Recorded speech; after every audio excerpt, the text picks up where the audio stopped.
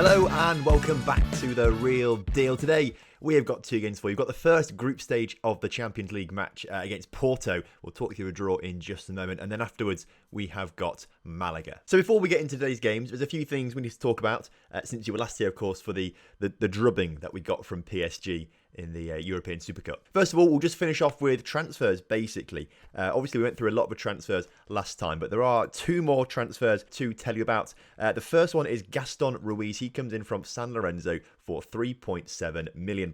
He is a right-back, a much-needed right-back. We did need someone there to come in and sort of compete with Diouf. Diouf has sort of had that spot on lockdown since David Cameron just wasn't very good. David Cameron had also left the club, so we needed someone else in there as backup. And Gaston Ruiz is coming in, he's very similar, I've got to say, to Diouf. There were not a lot of right-backs available for the right kind of money, the right kind of ability that we needed, and for the right sort of price, wages and things like that, and that's how much I was willing to spend. This guy came in at 3.7 million. That was a very, very cheap deal, I've got to say. Came in from San Lorenzo, who are in Argentina, I believe, yes. In the end, it was between this guy and the guy from Arsenal. The guy from Arsenal was going to be 30 million. This guy was 3.7 million. And there really wasn't much in it, I've got to say. Gaston Ruiz, his technicals weren't as good as the guy from Arsenal, but his physicals were massively better than the Arsenal chap, which basically decided that I need to get him because our game is very, very physical. The formation that we play is very, very physical. So I thought this guy would be slightly better suited to the way that we play. So Gaston Ruiz comes in. He's going to be our first choice right back this season. We're going to be replacing Diouf. As you can see, his physicals are a standout attribute. Really, really good stuff. But he's got some very good mentals as well. Very good teamwork and work rate, which is another thing that I look for in players in particular. Determination, very good. And again, his technicals could be better,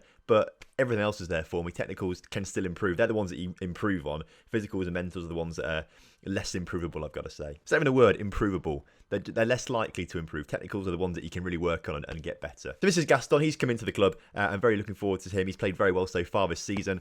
And then on loan, we've brought in Bernardo Sousa from West Ham. Again, we're paying quite a bit for him, but it's our last season, so I'm not too fussed about paying that much money for a player.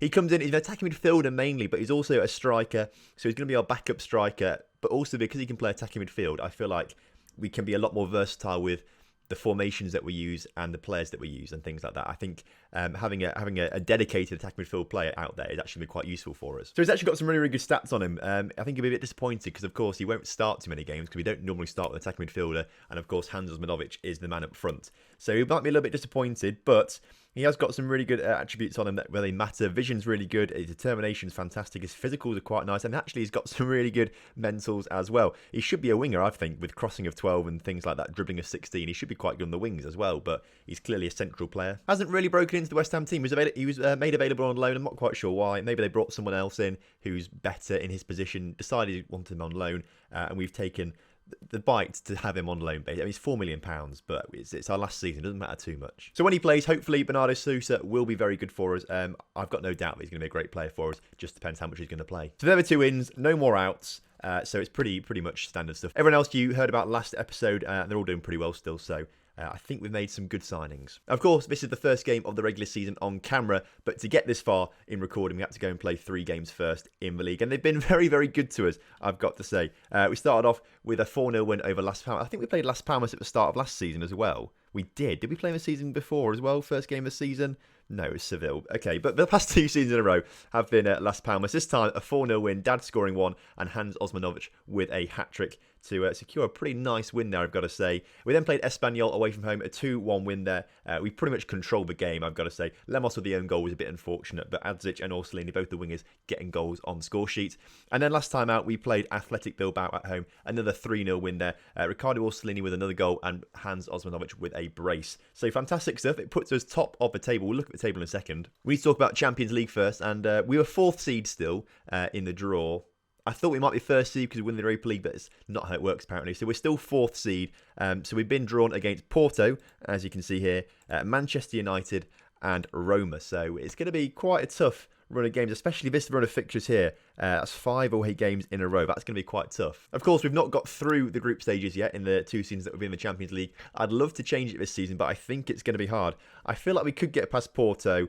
We could probably get past Roma. Man United, I think, are just going to be too strong.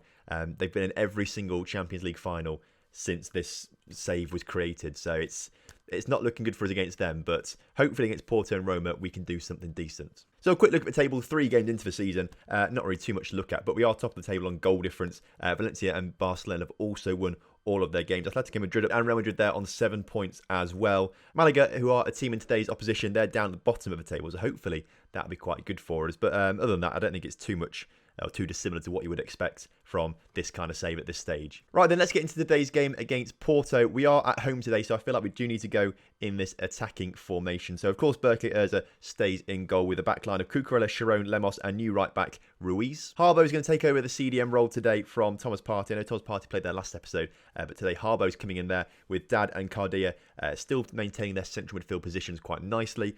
Andic on the left, Orsolini on the right, and of course, the star man, Hans Osmanovic, already got 5 goals in the league this season, is starting up front. Right then, kickoff is upon us, of course. We're at home, so we're in our blue kits. FCP Porto playing in the orange today, of course. That must be their away kit. It's quite a nice kit, orange. I do quite like an orange trip, actually. I do like the Wolves kit this season. The Wolves kit looks quite cool with their sponsor, I think. First highlight of the game, though, looks like it's going towards, actually, Porto. I was about to say us, but Adzic does get dispossessed in the middle of the park, and Porto coming forward. They were the top seed in the group. I think they must have won the Portuguese league last season, which is why they're the top seed. And Manchester United, ironically, the second seed. I'm not quite sure why when they've won 5 out of the last 7 Champions Leagues, but they were the second seed. Osmanovic, though, gets on the end of a Luka Adzic cross 4 minutes into the game, puts it just wide of the post, but it's nice to see that we're threatening FCP Porto. I keep saying FCP, it's just Porto, isn't it? Man United and Roma actually played in the early kickoff. I'm not quite sure what the score was. Does it tell us in the table here? 4-1 by looks of things. So they won 4-1 earlier on in the early kickoff. So clearly, Man United showing how dominant they are. Not a very entertaining first half, though, as the first half comes towards its end, actually. And the only highlight of the game was that Hans Osmanovic shot or header that went wide of the post. So clearly, quite the cagey game so far. We've been the slightly stronger side looking at these stats. Pretty 50-50 in possession, as it says there, 50-50. But we've been slightly better in terms of shots and things like that. Hopefully, in the second half, we can try and take the game to them a little bit more. Of course, this is the home game. This is the game where we'd want to win, basically. We've got the home crowd behind us, so we have to try and do something in the second half to get the crowd behind us, 12th man going, grab some goals. A draw wouldn't be too bad against Porto, though. I think Porto, obviously a decent side to have won the Portuguese league. They're the first seed or top seed in the group, so obviously they're a decent side. A draw wouldn't be disastrous, but I do think we need to try and take advantage of this home game against a team that we really probably could beat and actually try and score a few goals in this game. Because right now, nothing's happening. Still no more shots since we had in the first half. So we are going to make some changes out there. And I think Harbo is going to make way for new guy Sousa to come on the pitch.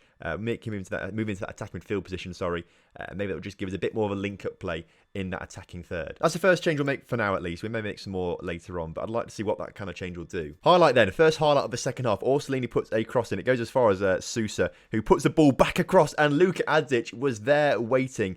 So already, instant impact for substitute coming on, grabbing an assist there. So that's fantastic stuff. 1-0 up in this game, of course. Very, very nice to see. Sold out stadium, 35,000.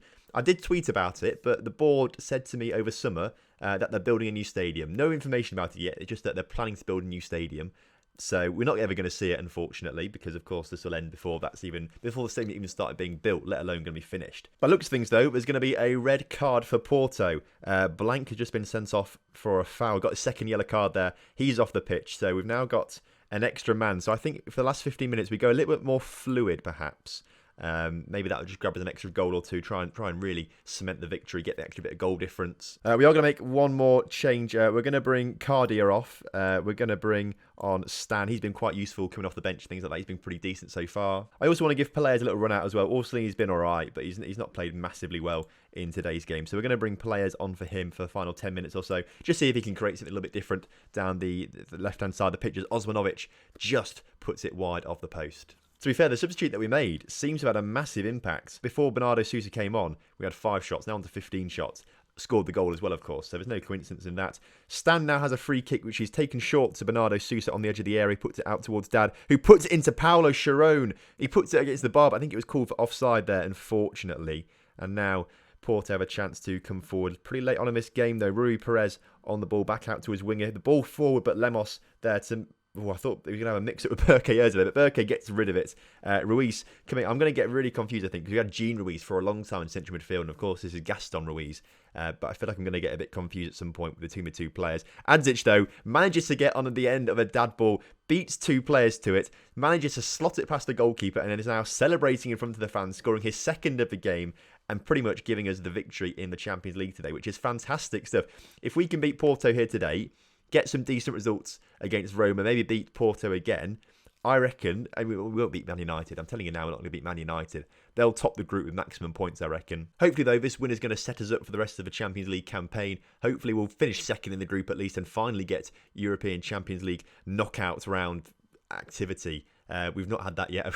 That's a bit of a weird way to say it, activity. Hopefully we just get to play in the knockout stages. That would be fantastic stuff. Maybe try and progress into the quarterfinal, semi-final sort of thing. Maybe even win it. Who knows? Fantastic win, though. A nice victory. Well done, boys. Everyone looks pretty delighted with that, which is good.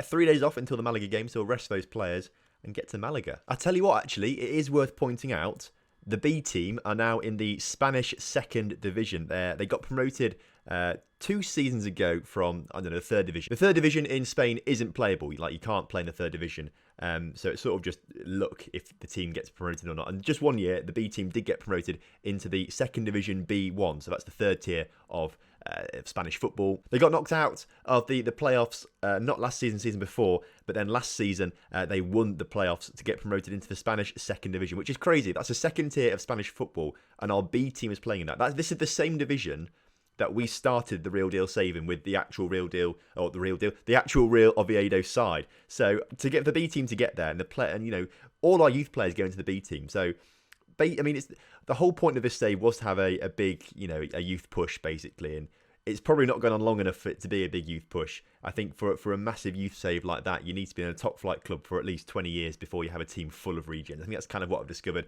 We've got some really good ones come through, but they're not quite at like world-class level, which a lot of the other players that we have are. However, though, I do think it's quite a big achievement that the rest of our youth team basically put together has managed to get promoted to the Spanish second division. We're not doing quite well so far, only 4 points from 5 games, but at least they're in there competing in games and seem to be doing all right-ish at the moment. So I think that's a pretty good achievement for the Oviedo B side, and that's probably quite a testament to our youth structure that we've got in place. And I haven't even been the manager of the B team.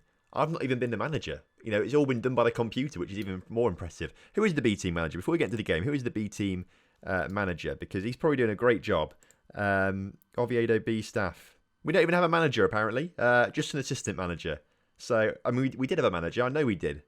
But clearly he's not there anymore. So maybe that's why we're not doing so well. We should probably look for another manager for them. Either way, Malaga game coming up. It's only 3 games of the season, but they are bottom of the table. I don't want to disrespect them by putting out a weak team, but I do want to start Aitor Vazquez instead of Mauricio Lemos.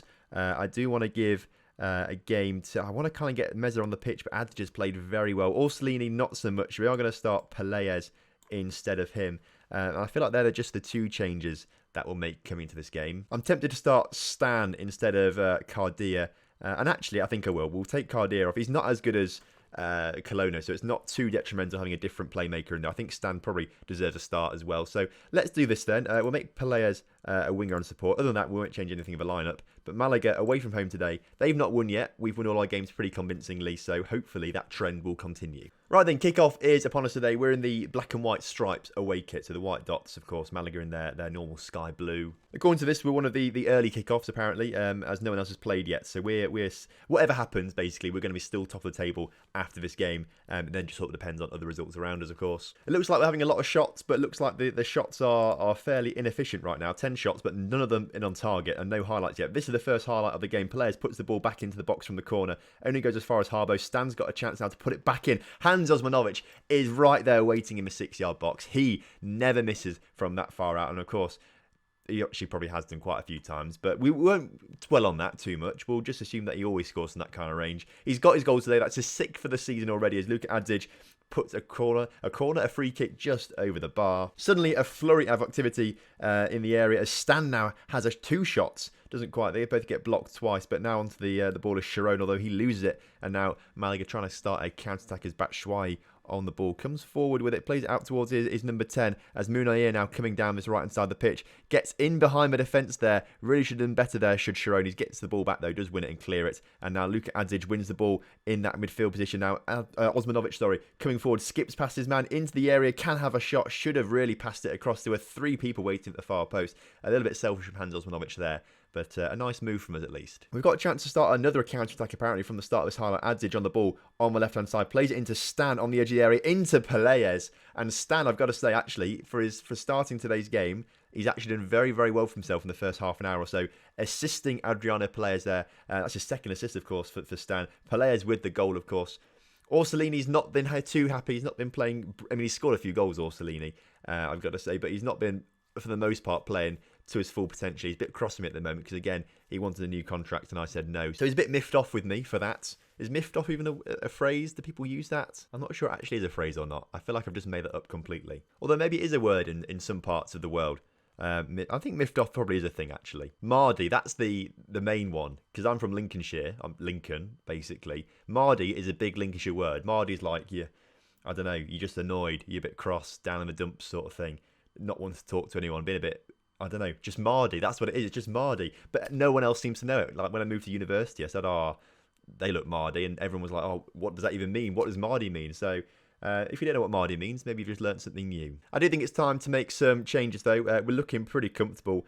Luka Adzic not played mega well in today's game. So Leonardo Mezet is going to come on for him. And I'd also kind of want to bring on...